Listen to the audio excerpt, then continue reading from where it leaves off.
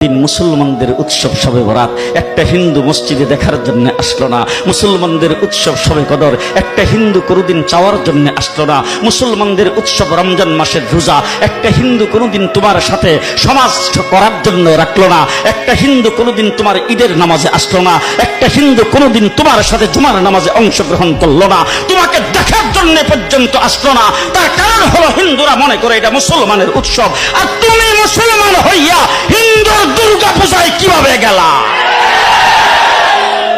তোমার কি হয়ে গেল? তোমার কি লজ্জা শরম তুমি ধুয়ে ফেলে দিয়েছো? তোমার কি কোনো লজ্জা শরমও নাই? লজ্জা শরমও নাই। আবার কি সুন্দর বলতেছ, ধর্ম যার যার উৎসব সবাই। হাই হাই হাই, ও মুসলমান যুবকেরা ভালো করে শোনো, ধর্ম যার যার উৎসব সবার, তাইলে বিয়া যার যার বউ তো সবার।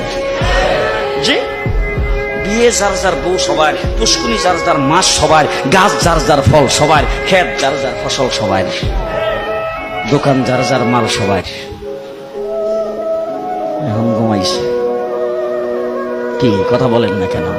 তাহলে আমার দোকানের মাল যদি আমার হয়, আমার ক্ষেতের ফসল যদি আমার হয়, আমার গাছের ফল যদি আমার হয়, আমার গাছের নারিকেল যদি আমার হয়, আমি বিয়ে করলে বউ যদি আমার হয়, মুসলমান আমার পুষ্কুনির মাছ যদি আমার হয়, তাইলে ধর্ম যার উৎসব তার।